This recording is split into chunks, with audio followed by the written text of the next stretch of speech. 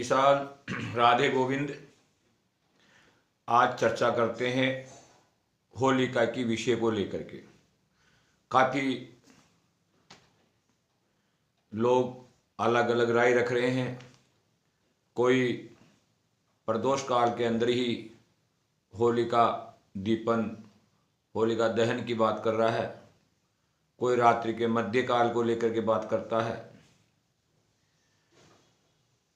अब अगर कोई व्यक्ति होलिका को प्रदोष काल में दीपन करेगा, प्रदोष काल में होलिका जलाएगा, तो होलिका की पूजा कब होगी? पहले तो पूजा होगी ना, पूजा करोगे, महिलाएं पूजा करेगी, उसके बाद ही तो होलिका का दहन होगा, होलिका का दीपन होगा। और पूर्णिमा आ रही है कितने बजे? 5:55 पर। अब बिना पूर्णिमा के आए तो आप होलिका की पूजा नहीं कर सकती महिलाएं। चतुर्दशी में होलिका का पूजन निषेध बताया गया है, प्रतिपदा के अंदर भी निषेध बताया गया है। तो 5:55 पर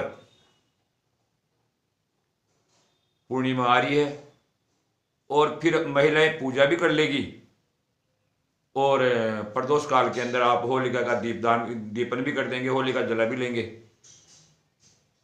कैसी कैसी बातें करते हैं। साफ साफ लिखा हुआ है। क्या लिखा हुआ है? प्रतिपद भूत भद्राशु या अर्चिता होलिका दिवः संवत्सरम च तदराष्ट्रम पूरम दहति साद्भुतम। यानी प्रतिपदा, चतुर्दशी और भद्रा में जो होलिका को दिन में पूजित करता है, वह 1 साल तक उस देश, राष्ट्र को, नगर को या अपने शहर को उत्पादों से एवं अग्निकांड से नहीं बचा सकता, अग्निकांड में धकेलता है। यह लिखा हुआ है।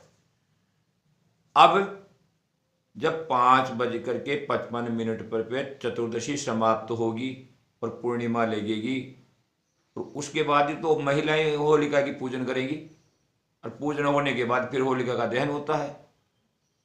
तो प्रदोष काल में कैसे होलिका का दहन हो जाएगा?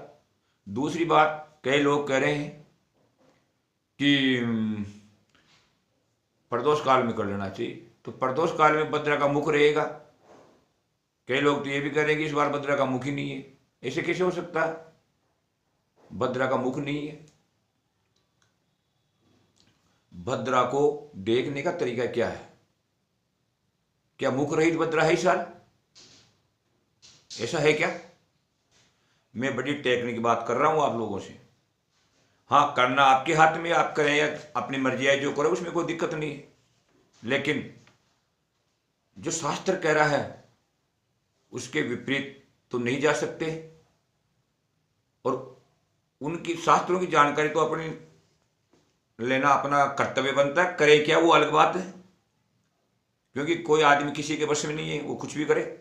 लेकिन शास्त्र क्या कहता है उसकी जानकारी तो होना जरूरी है प्रत्येक आदमी को। भद्रा लग रही है शाम को 5:55 पर। अब भद्रा को जो देखने का पैरामीटर है वो क्या है? सामान्यतः जो भद्रा होती है वो 30 घड़ी की होती है और उन 30 घड़ियों में जो प्रथम 5 घड़ी होती है वो भद्रा का मुख कहलाता है। और 5 घड़ी का मतलब 2 घंटे। अब 5:55 से 2 घंटे आप लगा लो, 6:55 और 7:55 तक तो आपके भद्रा का मुख रहेगा। तो भद्रा के मुख में तो होलिका का दीपन तो दूर की बात है, होलिका की पूजा भी निषेध बताई गई है।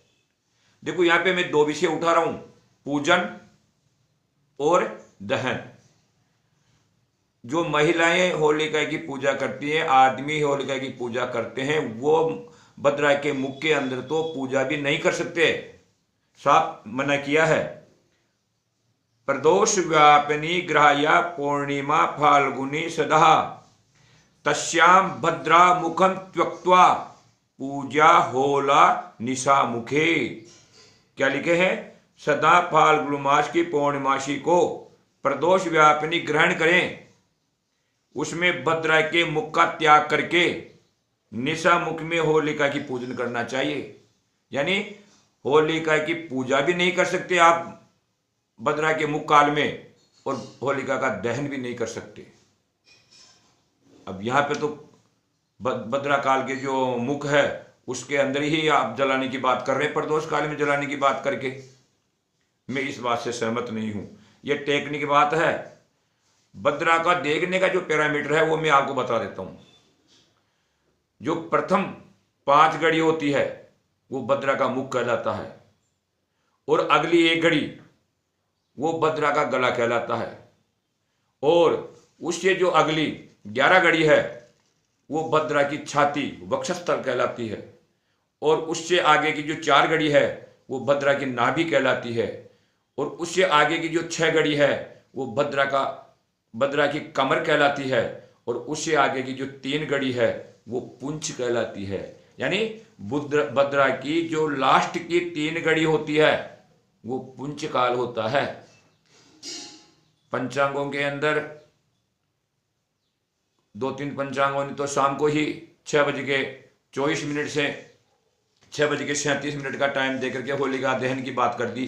अब पता नहीं उन किन आधार पर उन लोगों ने ऐसा किया है।